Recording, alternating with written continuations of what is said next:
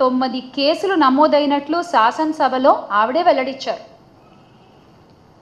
ఇన్ని కేసులు నమోదైనట్లు వెల్లడించుకొని అదేదో అంటే ఇన్ని కేసులు వచ్చాయని ఆవిడ ఏదో చెప్పుకున్నారు, కానీ దానికి తగ్గ న్యాయం మేము ఒక్క కేసు కన్నా చేశాము అని ఆవిడ ఎందుకు చెప్పలేకపోయారు అదే శాసనసభలో?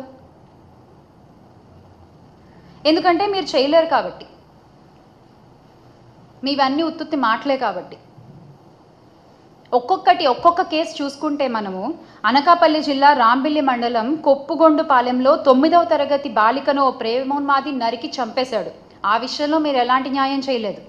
అలాగే రాష్ట్ర ప్రభుత్వ పోలీస్ వ్యవస్థ అసమర్థతకు గుర్తుగా నేటికి నంద్యాల జిల్లా మచ్చుమరి ఘటన మనకు కనబడుతుంది. ఆ కేసులో పోలీసులు చేసిందేంటి? ఒక దళిత యువకుడిని లాకప్ డెత్ చేసి మమ అనిపించారు. ఆ తర్వాత కృష్ణా జిల్లా గుడ్లవల్లేరు ఇంజనీరింగ్ కాలేజ్ అమ్మాయిలు 300 వీడియోలు ఉన్నాయి మావి అంటే దాన్ని కెమెరాలు ఎక్కడున్నాయి చూపించండి అంటూ